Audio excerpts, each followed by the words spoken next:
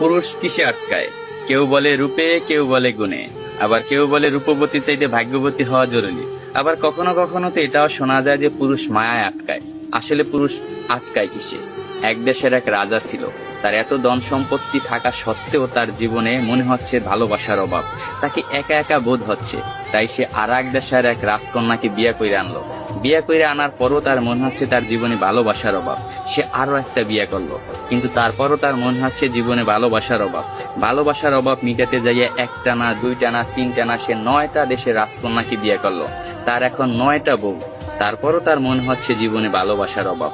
At last সে তার প্রধান দাসীর প্রেমে পড়ে গেছে। 9টা বউ থাকা সত্ত্বেও রাজা যখন দাসীর প্রেমে পড়ে গেল, এটা সমাজ মায়া নিল না। তার বউরা তো একেবারেই নিল না। তার বউরা রাজাকে প্রশ্ন করলো, এমন কি জিনিস আমাদের ভিতরে নাই যেটা ওই দাসীর ভিতরে আছে? আপনার যদি বউ দরকার হয়, আপনি অন্য কোনো রাজার মেয়েকে বিয়ে করবেন, আপনি দাসীকে কেন বিয়ে করবেন? তখন রাজা বলল, 9টা বউ থাকা সত্ত্বে আমি রাজা হইয়া দাসীর কেন প্রেমে পড়লাম, এটা শুধু আমি তোমাকে না, পুরো বিশ্বকে দেখাবো। এটার জন্য আমি কালকে বড় একটা অনুষ্ঠানের আয়োজন করা হবো। ওই অনুষ্ঠানে আমি প্রমাণ করাই দেব আমি রাজা হইয়া কেন দাসীর প্রেমে পড়লাম। পরের দিনকে একটা বড় অনুষ্ঠানের আয়োজন করা হলো। ওই অনুষ্ঠানে 10টা থালা ছিল। 10টা থালা 10 রকমের সম্পদ দিয়ে ভরপুর ছিল।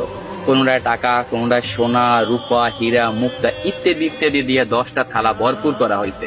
10টা থালা ভরপুর করার পর রাজা সবাইকে বলল, এই 10টা থালায় 10 রকমের সম্পদ আছে। আমার 9 জন বউ এবং আমি যাকে ভালোবাসি আমার দাসী, এই টোটাল 10 জন।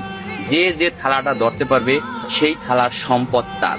এই কথা শোনার সাথে সাথে তার যে 9টা বউ ছিল দৌড়াইয়া যাইয়া এক একজনে এক একটা থালা ধরলো, কিন্তু তার যে দাসী সে দাঁড়াই ছিল, সে কোনো প্রকার থালা ধরলো না। তখন রাজা প্রশ্ন করলো তার দাসীকে, কি হলো, তুমি সম্পদ কেন ধরলা না? আমি তো বইলাই দিছিলাম যে যে যে থালা ধরতে পারবে সেই থালার সম্পদ তার। তখন দাসী বলল, কে বললো আমি ধরি নাই? আমি তো আমার সম্পদ ধইরেই দাঁড়াই রয়েছি। রাজামশাই, আপনি ভালো করে তাকাইয়ে দেখেন, আপনার জামা আমার হাতে ধরা। আমি আপনার জামা দইরা বইছি। আমার কোনো ধন সম্পদ চাই না, আমি আপনাকে চাই। আমি যদি আপনাকে পাই, এরকম ধন সম্পদের আমার অভাব হবে না। আমি কিছুই চাই না, শুধু আপনাকেই চাই। আমি তাই আপনার জামা দইরা দাঁড়াই রেছি। তখন রাজা অস্ত হাসিতে হাইসা পড়লো এবং সবাইকে বলল, দেখো রাজদরবার বাসীরা, তোমরা সবাই দেখো, রাজার 9টা বউ থাকা সত্ত্বেও রাজা কেন দাসীর প্রেমে পড়ছিল। আসলে পুরুষ কখনো টাকা, পয়সা, রূপ, যৌবনের মায়ায় পড়ে না। পুরুষ আটকে যায় নিঃস্বার্থ ভালোবাসা। পুরুষ তাই নিঃস্বার্থ ভালোবাসা। পুরুষকে যে নিঃস্বার্থ ভালোবাসবে, পুরুষ তারই হবে, শুধুই তার।